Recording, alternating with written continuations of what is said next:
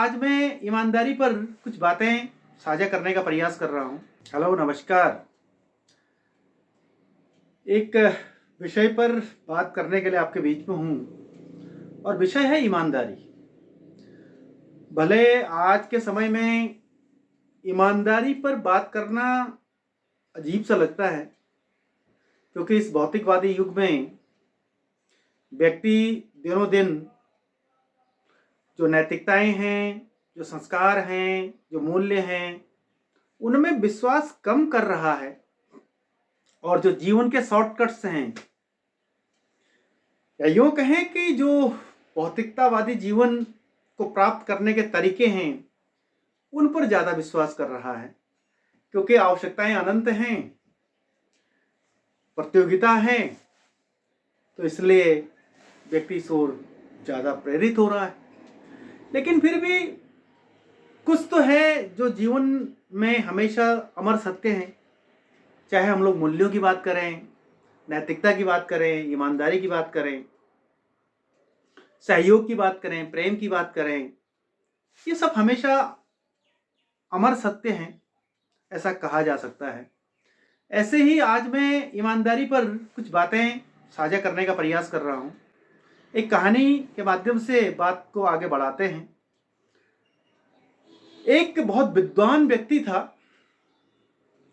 और उसका बड़ा चर्चाएं थी। उस पर बहुत सारे लोग, अधिकांश लोग उस पर विश्वास करते थे।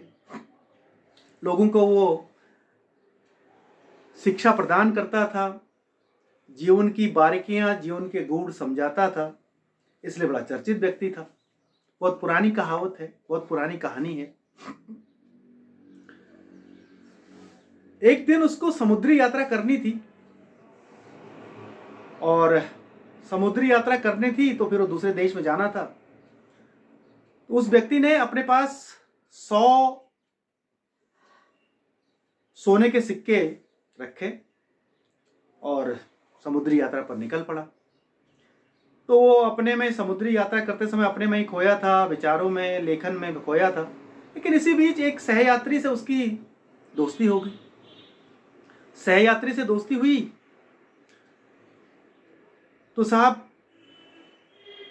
सहयात्री से इतनी ज़्यादा अंतरंगता बढ़ गई कि उस यात्री ने अपने पास 100 सोने के सिक्के होने की बात उसको बता दी। और जो सहयात्री था वो बड़ा चालाक किस्म का आदमी था। चालाक किस्म का आदमी था तो उसने सोचा कि कैसे मैं इसके जो 100 सोने के सिक्के हैं इनको प्राप्त कर लूं। उसके अंदर लालच उत्पन्न हो गया। लालच उत्पन्न हो गया तो उसने जोर जोर से हल्ला करना शुरू करा कुछ समय के बाद, और बोला कि मेरे 100 सिक्के थे, 100 सोने के सिक्के थे, वो खो गए हैं, किसी ने चोरा लिए हैं। अब जो जहाज के कर्मचारी थे, वो जहाज के कर्मचारी, उन्होंने कहा कि साहब जहाज तो समुद्र में है, तो फिर आपका जो सोने के सिक्के वो कहीं नहीं जाएंगे, इन्हीं लोगों में से देखे जाएंगे, तलाशी ले लेते हैं तो पता चल जाएगा। उसने कहा लो। सभी लोगों की तलाशी लेने लगे तो विद्वान आदमी के पास भी पहुंचे। विद्वान आदमी को जो जहाज के कर्मचारी थे वो बहुत अच्छी तरह पहचानते थे। उन्होंने कहा कि साहब आप पर तो शक करना ही गुनाह है, आप पर शक नहीं किया जा सकता, आप तो महान व्यक्तित्व हैं, आप तो महान आदर्शवादी हैं, ईमानदार हैं, ये पूरा जनता आपको जानती है, आप पर तो पूरा विश्वास किया जा सकता है। उन्होंने कहा नहीं, विद्वान व्यक्ति ने कहा नहीं, मेरी तलाशी लीजिए। तो उन्होंने विवश होकर के तलाशी ली तो उनके पास भी 100 सिक्के नहीं मिले सोने के। तो जो आरोप लगाने वाला व्यक्ति था वो बड़ा स्तब्ध रह गया कि इसी के पास वो 100 सोने के सिक्के थे, वो गए कहाँ? इसी के पास होने चाहिए थे। उसके बाद यात्रा आगे बढ़ते चले गई, क्योंकि लंबी यात्रा थी, समुद्री यात्रा। तो फिर दूसरे दिन उस लालची व्यक्ति ने उस विद्वान व्यक्ति को बोला कि आखिर ये बताओ कि आपने वो 100 सोने के सिक्के डाले कहाँ? तो उस विद्वान व्यक्ति ने कहा कि जो 100 सोने के सिक्के थे वो मैंने समुद्र में फेंक दिए, वो मैंने समुद्र में फेंक दिए हैं। जैसे ही तुमने चिल्लाना शुरू किया, जैसे ही तुमने कहा कि मेरे 100 सोने के सिक्के खो गए हैं, तो मुझे ये आभास हो गया कि वो 100 सोने के सिक्के मेरे पास ही मिलेंगे, और मेरे पास अगर मिलेंगे तो मैं बदनाम हो जाऊंगा, मेरी ईमानदारी पर आक्षेप लग जाएगा, और इसलिए मैंने वो 100 सोने के सिक्के समुद्र में गिरा दिए। वो लालची व्यक्ति बड़ा स्तब्ध रह गया। इस उत्तर को सुनकर के उसने कहा कि ये मैंने कितनी बड़ी गलती कर दी। तो विद्वान व्यक्ति ने कहा कि मैंने जीवन में 2 ही चीजों पर काम किया है, जीवन में मैंने 2 ही चीजों का अर्जन किया है, एक विश्वास और दूसरी ईमानदारी। अगर लोग एक समय के लिए मान भी लेते कि ये सोने के सिक्के मैंने नहीं चुराए हैं, गलती से ये मेरे पास आ चुके हैं, लेकिन शक हमेशा बना रहता। इसलिए ये शक न बने, मेरी ईमानदारी बनी रहे, मुझ पर विश्वास लोगों का बना रहे, इसलिए मैंने उनको समुद्र में गिरा दिया। मुझे वो संपत्ति तुच्छ लगी अपनी ईमानदारी के आगे। मुझे अपनी ईमानदारी को बनाए रखना श्रेष्ठ लगा, और जो 100 सोने के सिक्के थे, वो धन संपत्ति थी, वो बहुत ज़्यादा मायने नहीं रखती है, इसलिए मैंने उनको समुद्र में गिरा दिया। तो कहने का मतलब ये हुआ कि निश्चित रूप से एक ईमानदार व्यक्ति हमेशा अपनी ईमानदारी को बनाए रखने का प्रयास करता है, क्योंकि ईमानदारी ही उसकी संस्कार है, ईमानदारी ही उसका संपत्ति है, ईमानदारी ही उसके जीवन का सबसे बड़ा अर्जन है, ईमानदारी ही उसका आधार है, उसका स्तंभ है जो उसको बनाए रखती है। और उस ईमानदारी पर वो बहुत अटूट विश्वास करता है। उसको लगता है कि मैं ईमानदारी के साथ अगर अपने जीवन को आगे बढ़ाता हूँ, ईमानदारी के साथ मैं आगे बढ़ता हूँ, तो निश्चित रूप से मुझे सफलता मिलेगी, लोगों का विश्वास मुझ पर बना रहेगा, और यही मेरी सबसे बड़ी संपत्ति है। इससे बढ़कर के और कोई संपत्ति नहीं हो सकती। भले मैंने कहा कि आज के भौतिकवादी युग में इस तरह की बातें करना अपने आप में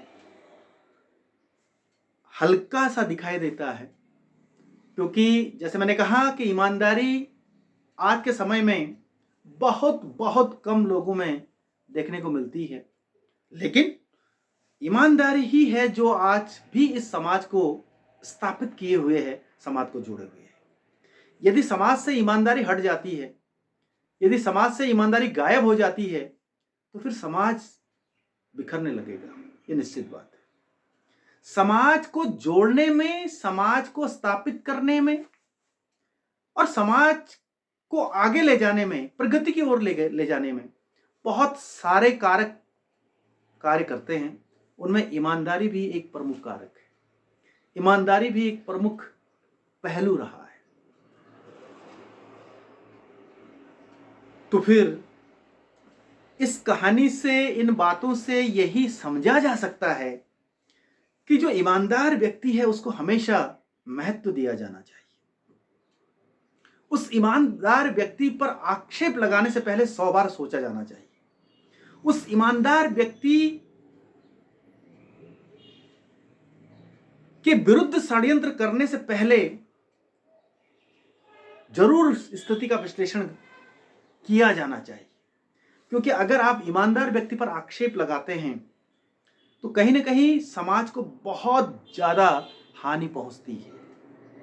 और अगर ईमानदार व्यक्ति टूट गया, ईमानदार व्यक्ति अगर बिखर गया हमारे किसी कृत्य के कारण, हमारे किसी षड्यंत्रों के कारण, तो फिर उसका परिणाम अच्छा नहीं होगा, समाज के लिए भी और स्वयं जिस षड्यंत्र करता है उसके लिए भी।